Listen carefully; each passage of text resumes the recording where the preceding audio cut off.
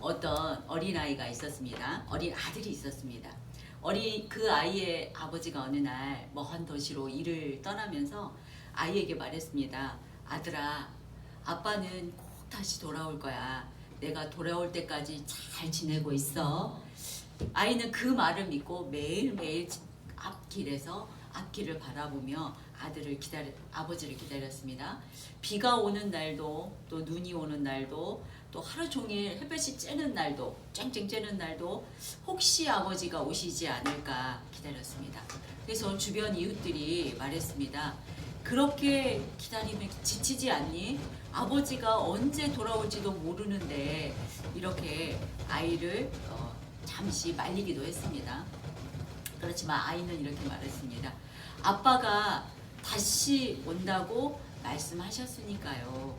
그 말을 믿으면 내일이 기쁨으로 기다려지고 오늘도 제가 흔들리지 않고 잘 살 수 있습니다. 예, 이렇게 하는 것입니다. 그 아이는 아빠가 온다고 말하는 것을 믿었습니다. 믿었기에 내일이 절망이 아니라 희망을 품게 되고 오늘도 흔들리지 않고 바르게 잘 살 수 있는 것입니다. 다시 돌아오실 아버지를 기쁨으로 만나고 싶기 때문이죠. 그렇습니다. 이 아버지를 기다리는 이 아들의 이야기는 우리 믿는 자들이 재림 신앙을 보여주는 그런 그림과 같습니다. 다시 오신다는 그 약속을 믿는 사람은 오늘의 삶이 달라집니다. 내일이라는 소망이 있기 때문에 오늘의 삶을 세상에 흔들리지 않고 바르게 잘 살아낼 수 있습니다. 예수님이 우리에게 재림을 계속 반복해서 말씀하시는 이유가 바로 여기에 있습니다. 예수님은 단순히 그 미래의 예언의 이야기를 우리에게 알려주는 것이 아니라 그때 당시에 제자들의 마음이 흔들리지 않게 위해서 붙들어주기 위함이고, 또 오늘날 저와 여러분이 흔들리지 않기 위해서, 그리고 또한 준비된 삶을 살게 하기 위해서 재림에 대한 말씀을 거듭 강조하시고 계십니다. 오늘 우리는 예수님이 왜 재림을 반복해서 말씀하셨는지 그 이유를 세 가지로 함께 살펴보려고 합니다. 마태복음 23장과 25장의 내용은 그 예수님의 그 의도가 분명합니다. 너희가 악한 세상을 살아갈 건데 악한 세상을 살아가면서 흔들리지 말고 믿음의 그 나침판을 잘 붙잡고 깨어서 준비하는 삶을 살아라. 그래서 나와 기쁨으로 만나기를 바라는 그런 예수님의 사랑의 마음인 것입니다. 그러므로 오늘 본문에서 예수님께서 말씀하시는 이 재림의 신앙, 첫 번째는 믿음의 방향을 세우라입니다. 29절에서 31절 말씀을 보면은 예수님은 재림에 대해서 매우 분명하게 말씀하십니다. 아주 자세하고 구체적으로 말씀해 주시는데요. 해와 달이 어두워지고 하늘의 권세가 흔들리고 인자가 큰 영광으로 나타나시고 천사들이 택한 자들을 모은다. 예수님께서는 이 재림을 추상적인 어떤 미래의 예언으로 이렇게 추상적으로 말하지 않았습니다. 아주 구체적으로 말씀하시고 역사의 마지막에 반드시 일어날 하나님의 실제적인 행위로 말씀을 해주십니다. 29절 말씀부터 보겠습니다. 29절 말씀, 그날 환난 후에 즉시 해가 어두워지며 달이 빛을 내지 아니하며 별들이 하늘에서 떨어지며 하늘의 권능들이 흔들리리라. 아멘. 이 구절에 대한 그 해석들이 아주 여러 학자들이 의견이 분분하지만 그날 환난 후에 즉시 이러한 구체적인 상황은 마태 기자의 그 입장에서 썼다는 걸 알 수 있는데요. 마태 기자 그 입장에서는 성전이 더럽혀짐을 나타낸다고 합니다. 아마 그 이후에 있을 AD 70년에 일어난 그 예루살렘 멸망을 말하고 있을 것입니다. 해가 어두워지고 달이 빛을 잃어 어두워지고 별이 떨어지고, 이 구절들은 그 이사야 13장 10절과 34장 4절을 인용한 말씀인데요. 이 구절이 쓰여질 때는 심판에 대한 묵시적 표현으로 자주 쓰여진 말씀이라고 합니다. 그 이사야가 예루살렘이 멸망하리라는 그 하나님의 말씀을 전하는 그 내용을 쓸 때 그 구체적으로 쓰였던 그 내용의 구절들이옵니다. 그 당시 마태 기자와 그 제자들은 그 세상의 종말과 예루살렘 멸망을 따로 떨어뜨려 가지고 생각할 수 없었습니다. 이들은 세상의 종말은 예루살렘의 멸망이라고 생각하고 있었던 것입니다.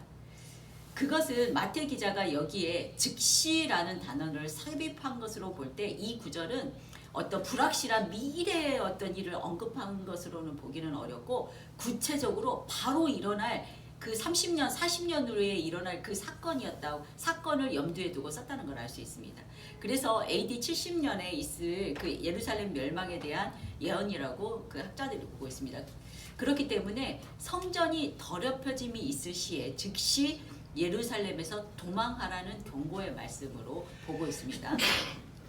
하늘의 권능들이 흔들리리라. 이 말씀은 그 유태인들이 그 하늘에 대한 그 사상이 들어있는 표현이라고 합니다. 그들은 그 1층 천은 우리가 보는 그 대기권 하늘이라고 합니다. 푸른 하늘과 구름이 떠 있는 그걸 1층 천 하늘이라고 보고, 2층 천 하늘은 그 별들이 떠 있는 우주적인 하늘을 아마도 이 우주적 개념의 그 하늘이라고 합니다. 그리고 3층 천은 그 우주의 별들 너머에 하나님이 계신 하늘, 바로 천국이지요. 이렇게 유대인들은 3층 천으로 하늘을 나누었습니다. 그래서 바울이 자신이 3층 천을 경험했다고 한 것은 바로 그 천국, 별들 너머에 하나님의 나라 천국을 그 경험했다고 한 것이지요.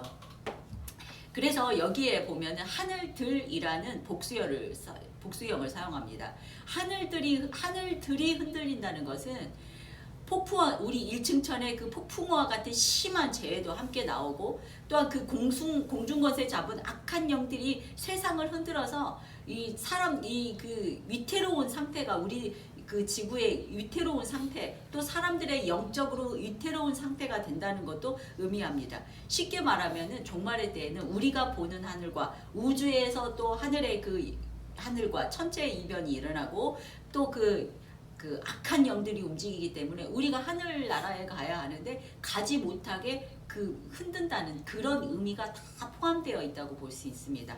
그래서 이 하늘의 특이한 형상들을 수반해가지고 세상이 위태로워질 것이라는 그런 표현인 것입니다. 주로 묵시적인 심판을 묘사할 때 사용되는 그런 표현들이라고 합니다. 실제로 이후에 AD 70년에 예루살렘 멸망 시에는 아주 정말 끔찍한 일이 일어났었습니다. 예수님께서 예루살렘의 멸망을 두고 하신 말씀을 볼 때, 예루살렘의 딸들아 나를 위하여 울지 말고 너희의 자녀를 위하여 울라고 그 말씀하셨듯이, 이때의 예루살렘은 오랫동안 그 포위를 당하잖아요. 포위를 당해서 식량을 보급받을 수 없는 상황이라 어린 아이를 삶아 먹어야 하는 그런 끔찍한 일이 일어났다고 합니다. 그래서 지난주에 예수님께서는 아이에게 젖을 물리지 못하는 여인, 즉 아이를 낳지 못하는 여인이 복이 있다라고 그렇게 말씀하셨나 봅니다. 공중것에 잡은 악한 영들로 인해서 세상이 위태로워지는 그 현상들이 나타났던 것입니다. 그러나 이 또한 세상의 종말이 아니었습니다. 다음 구절을 보면은 예루살렘 멸망이 세상의 종말이라고 할 수 없다는 것을 볼 수 있습니다. 30절과 31절 말씀입니다. 그때 인자의 징조가 하늘에서 보이겠고, 그때 땅의 모든 족속들이 통곡하며 그들이 인자가 구름을 타고 능력과 큰 영광으로 오는 것을 보리라. 그가 큰 나팔 소리와 함께 천사들을 보내리니 그들이 그의 택하신 자들을 하늘 이 끝에서 저 끝까지 사방에서 모으리라. 아멘. 그 하늘에서 보이겠고에 해당하는 파네세타이는 번개가 번쩍이다, 빛나다라는 그런 의미인데요. 지난주 말씀에서 예수님이 재림할 때 번개와 같이 임한다고 했을 때 그 표현이었죠. 다시 한번 그 표현이 나왔습니다. 이 빛나다는 수동태 미래형으로 이 인자의 징조가 하늘에서 찬란하게 빛을 내게 될 것이라는 뜻으로, 그 미래의 어느 날 인자의 징조는 너무나 선명하게 나타나기 때문에 사람들이 그런 때에 즉시 알아차리게 될 것이라는 그런 표현입니다. 그러므로 인자의 징조를 그 앞절에 예루살렘의 멸망과 연관시키기에는 조금 거리가 있다고 볼 수 있지요. 그 당시 그 마태 기자나 제자들은 예루살렘 멸망이 세상의 끝이라 여겼겠지만 예수님의 재림, 재림은 예루살렘 멸망과 그 다르다는 것입니다. 그리고 재림 그 자체가 눈에 띄는 경고가 되기 때문에 그때 당시에 모든 족속들이 통곡하는 것은 인자의 재림으로 인해서 심판을 받게 될 인간들의 통곡으로 이것은 당연한 결과인 것입니다. 그렇기 때문에 이 여기에서 마태 기자가 의도하고 있는 예루살렘 멸망으로 인해서 통곡하는 것이 아니라 세상 사람들이 그 심판을 받기 때문에 통곡하는 것으로 해석해야 한다는 것이지요. 그리고 그 재림의 날 예수님께서는 천사들로 하여금 흩어져 있는 택한 백성들, 즉 그 하나님의 예수님을 따르는 믿음의 자녀들, 의인들을 사방에서 모으는 것이 목적입니다. 그리고 또 하나는 지난주에 말씀드린 것처럼 불의한 자들은 심판을 하기 위함이지요. 마지막 날 우리는 기쁨으로 하나님의 선택을 받아서 하늘나라에 가지만 또 불의한 자들은 심판을 받는 날이기도 합니다. 아멘. 네, 죄송한데 이걸 꺼주셔도 됩니다. 네, 재림은 성도들에게만 오는 것이 아니라 온 피조 세계가 반응하는 그런 하나님의 결정적 개입입니다. 이 말의 뜻이 뭐냐면 우리가 재림을 단지 어떤 그 교회 교리나 그런 것이나 어떤 진리의 한 부분으로만 여길 것이 아니라 우리 온 삶의 무게 중심에 놓아야 한다는 그런 뜻이 되는 것입니다. 왜 예수님은 이렇게 강하게 말씀하셨을까요? 그 이유는 우리의 믿음이 흔들려서 이 땅 어떤 그 세상의 뿌리를 내리지 않도록 하기 위함인 것입니다. 그리고 십자가 이후에 제자들이 많은 박해를 받고 고난을 받았습니다. 오늘날 우리의 삶에도 살다 보니 온갖 고난과 어려움이 찾아옵니다. 그러나 예수님은 말씀하십니다. 마지막은 바로 나다. 내가 다시 오면 모든 것이 완성된다. 이 말씀이 하고 싶은 것입니다. 그래서 우리가 재림을 믿으며 재림을 기다리는 그런 신앙은 어떻게 보면은 그 항해를 하다가 그 길을 잃으면 나침반을 보거나 어떤 북극성을 보고 길을 찾는 것처럼 우리가 너무나 고난을 받고 삶이 힘들 때 그때 정말 세상을 잃은 것 같고 길을 잃은 것 같지만 우리가 하나님이라는 예수님이라는 나침반을 다시 딱 바라보고 그 방향을 믿음의 방향을 잘 잡고 살아가야 한다는 그 길을 안내해 주는 것입니다. 오늘날 그래서 우리가 어떤 상황을 겪든 우리의 그 믿음은 주님의 재림을 받아볼 때 다시 바른 방향으로 세워질 수 있습니다. 오늘 예수님께서 말씀하시는 그 재림의 말씀을 듣고 저와 여러분의 그 믿음의 방향이 올바로 세워지기를 소망합니다. 아멘. 네, 예수님께서 말씀하시는 재림의 신앙 두 번째, 그 매일을 깨어 살아라입니다.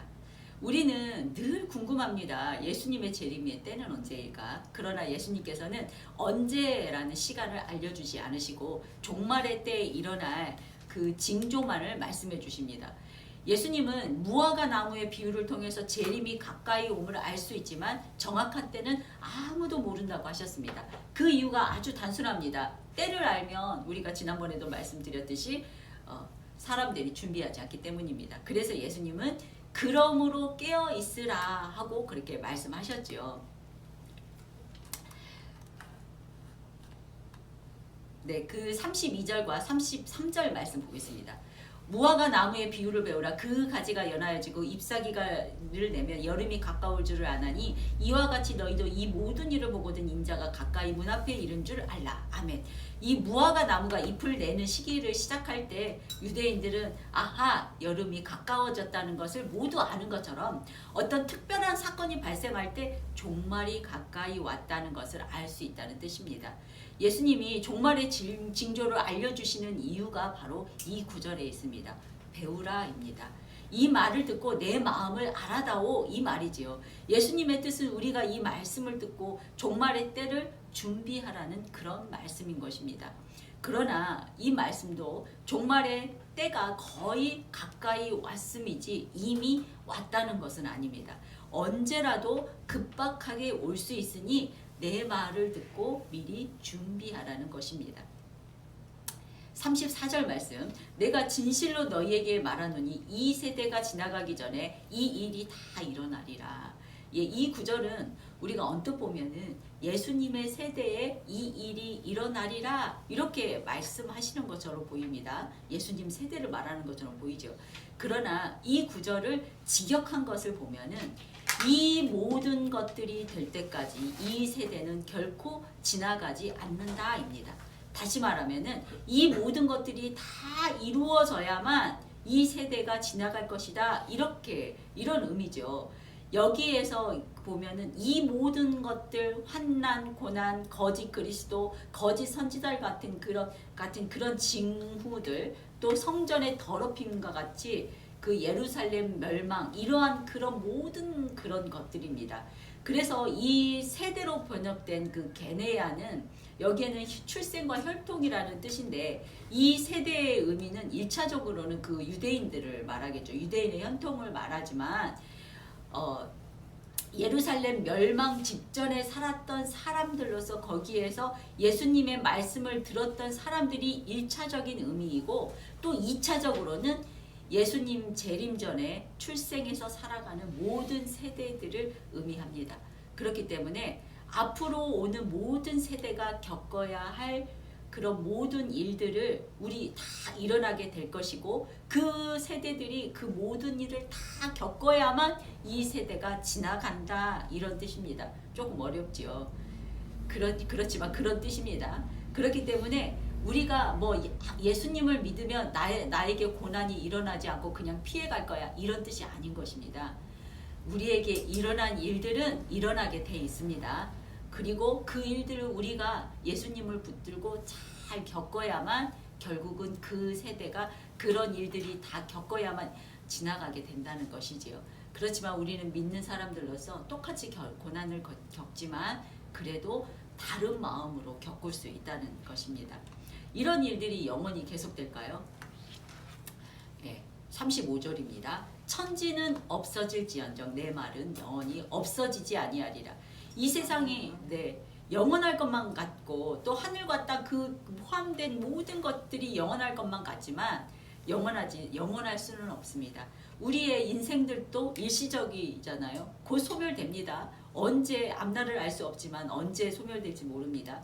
그러나 예수님의 말씀은 영원히 지속될 것이라는 말씀입니다. 왜냐하면 그분 자신이 천지를 창조하신 말씀이 되시고 또 세상의 모든 진리가 되기 때문에 비록 현 질서의 모든 것들이 사라질지라도 예수님의 말씀은 영원히 사라지지 않는다는 것입니다.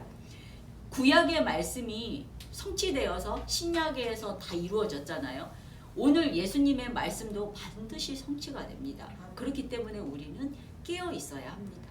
깨어 있다는 것은 뭐 잠을 자지 않고 뭐 늘 긴장하고 불안해하라는 그런 뜻이 아닙니다. 우리의 삶의 주인이 하나님이심을 기억하고 하루하루를 믿음으로 살아가라는 그런 뜻입니다. 그렇게 깨어있는 사람은 말과 행동을 조심하겠죠.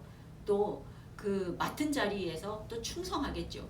가정에서, 직장에서 또 정직하고 또 죄를 가볍게 여기지 않고 주님으로 인하여 죄를 이기는 삶을 살고 또 우리의 그 믿는 사람들은 다 기본적인 거 하잖아요. 예배, 말씀, 기도 소중히 여기고 또 그렇게 재림의 신앙이라는 것은 먼 미래에 있는 것이 아니라 오늘을 우리가 바르게 살아가는 힘, 이것이 바로 현재에 있는 재림 신앙입니다.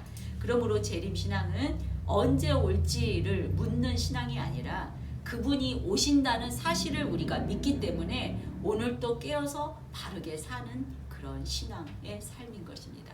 늘 깨어서 오늘 성결하게 살아가는 저와 여러분이 되기를 주님의 이름으로 축원합니다.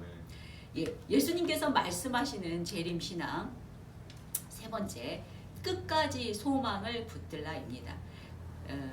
예수님은 재림이 노아의 때처럼 갑자기 온다고 말씀하셨습니다. 노아의 시대에 사람들은 먹고 마시고 시집가고 장가가며 또 아주 열심히 그들의 평범한 삶을 살고 있었습니다. 그러나 문제는 그들이 하나님의 경고에 무감각했다는 것입니다. 홍수는 갑자기 임했고 준비된 자와 준비되지 않는 자가 갈라졌습니다. 그때 그 노아의 8명만 살고 모든 인류가 다 쓰러졌죠. 예, 쓰러졌습니다. 36절 말씀입니다. 그러나 그날과 그때는 아무도 모르나니 하늘의 천사들도 아들도 모르고 오직 아버지만 아시느니라. 예, 그렇습니다. 33절에서 보면은 인자가 문 앞에 이르렀다 하시기에 금세 오실 줄 알았는데 그러나 인자의 오심은 언제 오실지 미리 알 수 없다고 분명하게 말씀하십니다. 예수님께서도 종말을 나에 알지 못하는데 종말에 대한 이 경고의 말씀을 길게 강하게 하시는 이유가 무엇일까요? 24장과 25장에 걸쳐서 계속해서 말씀하고 계십니다. 그 말씀의 요지는 계속 같습니다. 오늘 지난주 지지난주 계속 말씀하기 믿음의 방향을 세워라. 매일매일 깨어서 있어라. 그리고 희망을 품고 살아라. 말씀의 요지는 계속 같은데 계속해서 강하게 말씀하시는 이유는 뭐냐면 배우라입니다. 이 말씀처럼 저와 여러분이 종말의 때를 대비하여서 어떻게 살아가야 할 것인가를 가르치기 위함인 것입니다. 그리고 또 하나는 이유는 단지 믿지 않는 이들에게 하나님의 심판을 피하지 못하게 하려 함이라고 합니다. 예를 들어서 일부의 사람들이 이럽니다. 예수님에 대해서 복음은 들었습니다. 그래서 천국이 있다는 것도 알고 또 심판이 있다는 것도 압니다. 그렇지만은 세상에 빠져 있어서 그 세상으로부터 헤어나오지 못하고 계속 허랑방탕하게 살다가 종말이 오는 직전에 나는 예수 믿겠다고 하는 사람들이 생겨날 수 있다는 것입니다. 그래서 마지막 순간에 구원만 받으면 되지 이렇게 구원 받으면 다행 아닙니까? 그렇지만 이런 생각이 들기도 하겠지만 복음을 전해 들은 사람들이 하나님의 말씀대로 살지 않고 어떤 그 제멋대로 사는 것, 이것은 하나님께서 원하시는 것이 아니라는 것입니다. 우리가 복음을 듣고 예수님을 알기 때문에 우리는 죄에서 떠난 삶을 살고 성결하게 살라는 것이 바로 예수님의 마음인 것입니다. 이것 또한 하나님의 마음이지요. 그렇기 때문에 하나님은 종말의 징조는 알려주시지만 정확한 재림의 시간을 비밀로 남겨두셨다고 합니다. 우리 주위에도 복음이 전하여져서 예수를 들어 알고는 있지만 그 말씀대로 살지 않고 자기 멋대로 사는 사람들이 있다면은 지금 이 순간 깨달아지는 은혜가 있기를 소망합니다. 자, 이제 하나님의 뜻에 따라서 살아야 하는 우리의 삶은 어떻게 해야 할까요? 인자가 언제 올지 모르기 때문에 그리스도인들은 계속 준비하고 있어야 합니다. 무엇을 준비해야 하나요? 현재 주어진 시간을 항상 깨어서 그 성도의 합당한 삶을 살아야 합니다. 성도의 삶은 영적으로도 세상적으로도 성도다운 삶이어야 합니다. 이것이 우리의 준비입니다. 하나님을 믿는다고 말하면서 여전히 죄를 짓는 방탕한 삶을 사는 그런 삶이 아닌 것입니다. 하나님을 믿는다고 하면서 그 방탕한 삶을 사람들 우리 보잖아요. 그럴 때 우리 기독교인들이 교회가 욕을 먹는 것입니다. 우리는 하나님을 믿고 예수님의 말씀대로 살아간다고 하면은 그에 맞는 성도의 삶을 살아가야 한다는 것이지요. 영적으로도 성결하고 세상적으로도 다른 사람에게 어떤 도덕적인 삶에서 벗어나지 않는 그런 삶을 살아야 한다는 뜻입니다. 다음 구절에서 세상 가운데 삶 또한 도덕적이고 성결해야 함에 대한 이유를 바로 말씀해 주십니다. 37절에서 39절 말씀입니다. 노아의 때와 같이 인자의 인함도 그러하리라. 홍수전에 노아가 방주에 들어가는 날까지 사람들이 먹고 마시고 장가들고 시집가고 있으면서 홍수가 나서 그들이 다 멸하기까지 깨닫지 못하였으니 인자의 인함도 이와 같으리라. 아멘. 하나님이 세상을 홍수로 멸하신 이유는 세상이 악하기 때문이었죠. 세상의 종말도 세상이 점점 악해져 가기 때문에 멸하게 될 것이라는 그런 뜻입니다. 종말의 심판도 홍수 때와 같이 악한 자들을 심판하기 위함입니다. 예수님의 그 재림의 때는 노아의 홍수 때와 같이 사람들이 현실의 삶만을 추구하면서 점점 악해진다는 그런 뜻이기도 합니다. 그러나 만약 재림만을 집착하게 되면은 현실을 다 내팽개치고 현실을 외면한 그런 삶을 살게 되죠. 우리가 지지난주에 다뤘던 것처럼 어떤 그 이단 종파에 빠지게 되고 가정과 직장과 모든 것을 버리고 그 종말의 날만을 기다리게 되는 그런 이상한 현상이 되게 됩니다. 그렇게 되면 그의 일상이 어떻게 되겠습니까? 다 무너지죠. 한마디로 말하면 그냥 비정상적인 사람이 되는 것입니다. 이 또한 주님께서 바라는 도덕적인 삶이 되지 못한다는 것입니다. 아직도 그 세상에 빠져서 살고 계시는 성도님들이 계시다면은 늦기 전에 돌아오십시오. 노아의 때에도 그 악함으로 인하여 하나님이 세상을 쓸어버리겠다고 경고했음에도 사람들은 세상에 쫓아서 열심히 살아가느라 종말이 가까이 온다는 것도 깨닫지 못하고 시집가고 장가가고 있는 사이에 갑자기 종말이 오게 된다는 것을 비유하시는 것입니다. 노아가 방주를 지을 때 120년 동안 지었습니다. 결코 짧지 않은 시간입니다. 한 세대가 지나가는 그런 시간인 것입니다. 분명히 하나님은 경고의 말씀을 계속 하셨는데도 세상 사람들이 세상에 빠져서 돌아오지 못했던 것입니다. 지금 오늘날에도 이렇게 악하게 살면 안 된다고 지금 경고의 말씀을 하시고 계시는 것입니다. 하나님은 노아의 때에 물로 세상을 멸하셨죠. 그럼 예수님의 재림의 때는 어떻게 심판하실까요? 40절과 42절 말씀입니다. 그때 두 사람이 밭에 있으면 한 사람은 데려가고 한 사람은 버려둠을 당할 것이요. 두 여자가 맷돌질을 하고 있으면 한 사람은 데려가고 한 사람은 버려둠을 당할 것이니라. 아멘. 밭에서 일하는 두 사람은 어떤 생업에 종사하고 있는 그 남자의 대표격이고 맷돌질하는 여자들은 또 마찬가지로 본인의 일에 충실한 여자의 대표격입니다. 즉 이 땅에서 살아가고 또 존재하는 모든 사람들에게 해당하는 심판이라는 그런 의미입니다. 인자가 오시는 그날 사람들은 분리가 됩니다. 한 사람은 구원을 받고 다른 한 사람은 버려짐을 당합니다.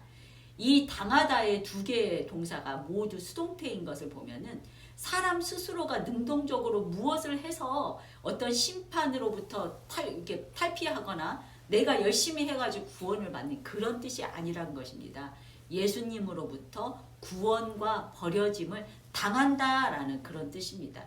그때 버려진 사람이 아무리 스스로 발버둥을 친다고 한들 버려짐으로부터 구원에 옮겨질 수 없다는 뜻입니다.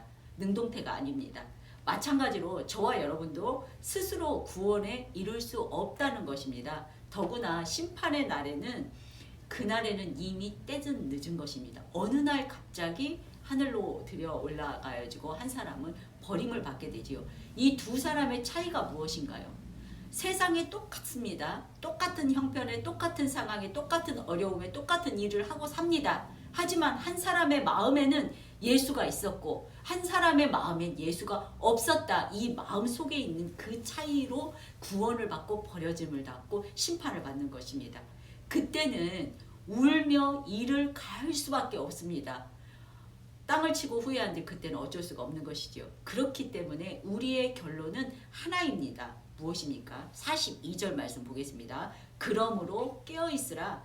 어느 날에 너의 주가 임할지는 너희가 알지 못함이라. 아멘. 깨어있어야 합니다. 주님께서 언제 오실지 모르기 때문에 오실 그날을 단순히 기다리는 것이 아니라 깨어 준비하라는 명령입니다. 깨어있다는 것은 영적으로 깨어있어야 한다는 의미입니다. 우리가 육적으로 깨어있다는 것이 아니라 영적으로 깨어있어야 합니다. 예수님은 비유로 집주인이 도둑이 들 것을 알았으면 밤새 깨어있을 것이라고 우리에게 어떤 쉽게 비유로 알려주셨지요. 우리들도 이와 같이 주님께서 반드시 오시지만 언제 오실지 모르기 때문에 항상 깨어있어야 합니다. 그 깨어있는 삶이란 어떤 삶인가요? 다 아시는 것처럼 앞서 또 말씀드린 것처럼 말씀, 기도, 예배, 섬김 등등 그 믿는 자들이 행해야 할 그 은혜의 그런 것들 다 해야 하고, 그리고 세상 가운데서도 믿는 자로서 선한 삶을 살고 악을 이기는 삶을 살고 세상에서 성결하고 구별된 삶을 살아야 한다는 것입니다. 이 주님과 동행하며 하나님을 바라보며 사는 삶일 것입니다. 네, 재림의 날 심판의 상황이 아니라 해도 우리의 삶에도 예기치 못한 삶이 일들이 많이 있습니다. 하지만 성도는, 예수님을 믿는 성도는 재림의 약속을 붙들고 살기 때문에 고난을 당하도 끝까지 견딜 수 있습니다.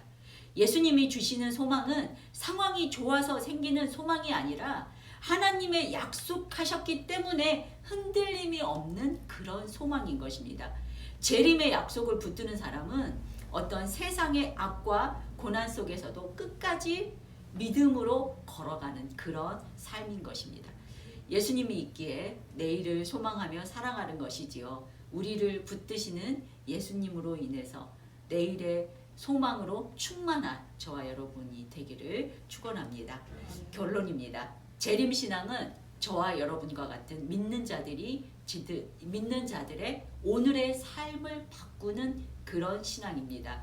예수님께서는 재림을 계속해서 반복해서 강하게 말씀하시는 이유가 오늘 세 가지를 가르쳐 주셨습니다. 첫 번째, 믿음의 방향을 세워라. 바로 세워라.